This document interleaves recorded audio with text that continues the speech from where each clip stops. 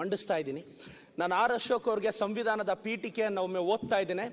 We the people of India having solemnly resolved to constitute India into sovereign, socialist, secular, democratic republic, liberty of thought, faith and expression.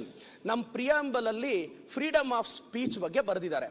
ಸಾಮಾನ್ಯ ವ್ಯಕ್ತಿಗಳಿಗೆ article 19 violate ಆದ್ರೆ ಕೋರ್ಟನ್ನ ಮೊರೆ ಹೋಗ್ತಾರೆ. ಒಂದು MLAಗೆ article 194 ನನಗೆ ಅಸೆಂಬ್ಲಿಯಲ್ಲಿ ಒಂದು MLA ಆಗಿ ಮಾತನಾಡ್ತಕ್ಕಂಥ ಫ್ರೀಡಮ್ ಇದೆ.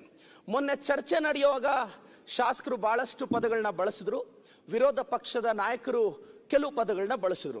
ಖಂಡಿತವಾಗೂ ಆ ಪದಗಳಿಂದ ನನಗೆ ಬೇಸರ ಆಗಿದೆ ಅಂತ ನಾನು ಇದನ್ನ ಮಾತಾಡ್ತಿಲ್ಲ. ಆದ್ರೆ ಅವ್ರಿಗೆ ಅಂತ ಪದಗಳನ್ನ ಹೊಸ ಶಾಸಕರ ವಿರುದ್ಧ ಬಳಸಿದ್ರೆ ಒಂದು ಹೊಸ ಶಾಸಕರ ಕನಸುಗಳು ಇಟ್ಕೊಂಡು ವಿಧಾನಸೌಧಕ್ಕೆ ಬಂದಿರ್ತಾರೆ.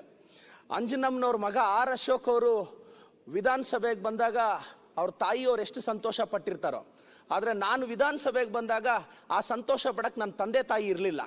ಒಂದು ಸರ್ಕಾರಿ ಆಸ್ಪತ್ರೆಯಲ್ಲಿ ಚಿಕಿತ್ಸೆ ಸಿಗದೆ ತಂದೆಯನ್ನ ಕಳ್ಕೊಂಡು ಪೋಸ್ಟ್ ಮಾರ್ಟಮ್ ಕಿಟಕಿಯಲ್ಲಿ 12 ತಾಸು ವೆಯ್ಟ್ ಮಾಡಿದಾಗ ಅಂತ ಒಂದು ಮೂಮೆಂಟ್ ಅಲ್ಲಿ ಪ್ರದೀಪ್ ಈಶ್ವರ್ ಅನ್ನೋ ವ್ಯಕ್ತಿತ್ವದ ಅಗ್ರೆಸಿವ್ನೆಸ್ ಹುಟ್ಟುತ್ತೆ.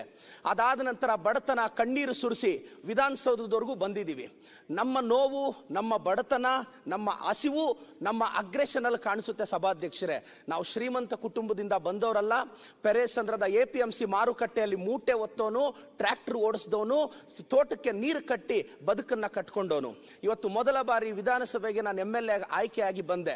ಕೆಲವರು ವಿರೋಧ ಪಕ್ಷದವರು, BJP ಸದಸ್ಯರು ಕೆಲವು ಪದಗಳನ್ನ ಬಳಸ್ತಾರೆ.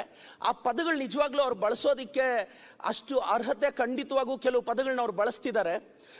ನಾನು ಗೆದ್ದ ನಂತರ ಇವತ್ತು ನನ್ನ ತಂದೆ ತಾಯಿ ಸೂಕ್ತ ಸಮಯಕ್ಕೆ ಚಿಕಿತ್ಸೆ ಸಿಗಲಿಲ್ಲ ಅಂತ ನಾನು ಗೆದ್ದ ನಂತರ ನನ್ನ ಸ್ವಂತ ಖರ್ಚಿನಲ್ಲಿ 10 ಆಂಬ್ಯುಲೆನ್ಸ್ ಬಿಟ್ಟಿದ್ದೀನಿ ಸಭಾಧ್ಯಕ್ಷರೇ. ನನ್ನ ನೋವನ್ನ ವ್ಯಕ್ತಪಡಿಸಕ್ಕೆ ಬಿಡಿ ಸಭಾಧ್ಯಕ್ಷರೇ. 10 ಆಂಬ್ಯುಲೆನ್ಸ್ ಬಿಟ್ಟು 12 ನಿಮಿಷದಲ್ಲಿ ಸಭಾಧ್ಯಕ್ಷರೇ ದಯವಿಟ್ಟು ತಾವು ಅವಕಾಶ ಕೊಟ್ಟು ನಾನು ವಿರೋಧ ಪಕ್ಷದ ನಾಯಕರಿಗೆ ಪ್ರದೀಪ್ ಅವರೇ, ನೀವು ಮಾತ್ರ ನಾವು ಹೇಳಿದ ಸ್ವಲ್ಪ ಕೇಳಬೇಕು. ನೀವು ನಿಲ್ಲುವ ಸೂಚನೆ ಮಂಡಿಸಿದ್ರಿ. ಈ ಅಸೆಂಬ್ಲಿ ಒಳಗಡೆ ಏನಾಗಿದೆ ಅದರ ಬಗ್ಗೆ ಮಾತು ಬನ್ನಿ. ಇಲ್ಲ ನಾನು ಹೇಳ್ತಾ ಇದ್ದೀನಿ. ಆಯ್ತು, ಅದಕ್ಕೆ ನೀವು ಸೀಮಿತವಾಗಿ ಬನ್ನಿ ಅಂತ ಅರ್ಥೈಸ್ತಿದ್ದೀನಿ ಸಭಾಧ್ಯಕ್ಷರೇ. ಇವತ್ತು ಒಂದು ನಿಮಿಷ ಸಭಾಧ್ಯಕ್ಷರೇ, 10 ಆಂಬ್ಯುಲೆನ್ಸ್ ಬಿಟ್ಟು 12 ನಿಮಿಷದಲ್ಲಿ ನನ್ನ ಅಸೆಂಬ್ಲಿಯಲ್ಲಿ ನನ್ನ ಸ್ವಂತ ದುಡ್ಡಲ್ಲಿ ನಾನು ಜನರನ್ನ ಕಾಪಾಡ್ತಿದ್ದೀನಿ. ಅದಕ್ಕೆ ಅವ್ರು ಇಂಥ ಪದಗಳು ಬಳಸ್ತಾರೆ. ನಾನು ಗೆದ್ದ ನಂತರ ಡಿಜಿಟಲ್ ಕ್ರಾಂತಿಗೆ ಮುನ್ನುಡಿ ಬರೀತಾ ಇದ್ದೀನಿ. ಆ ಕಾರಣಕ್ಕೆ ಇವರು ಪದಗಳು ಬಳಸ್ತಾರೆ. ಅಪ್ಪ ಅಮ್ಮ ಇಲ್ದಿರೋ 52 ಮಕ್ಕಳಿಗೆ ನಾನು ದಾರಿದೀಪ ಆಗಿದ್ದೀನಿ, ಅದಕ್ಕೆ ಈ ಪದ ಬಳಸ್ತಾರೆ. ಆರ್ ಅಶೋಕ್ ಅಣ್ಣ ಅವರೇ, ದಯವಿಟ್ಟು ಅಂತ ಪದಗಳು MLAಗಳು ಬಳಸ್ಲಿ, ನಾವು ಫೈಟ್ ಮಾಡ್ತೀವಿ. ವಿರೋಧ ಪಕ್ಷದ ನಾಯಕರು, ತಮ್ಮ ಬಗ್ಗೆ ನಮ್ಗೆ ಅಪಾರವಾದ ಗೌರವ ಇದೆ, ಅಂತ ಪದಗಳನ್ನ ತಾವು ಬಳಸ್ತೀರಾ, ನನಗೆ ಬಹಳ ಬೇಸರ ಆಗುತ್ತೆ ಸಭಾಧ್ಯಕ್ಷರೇ.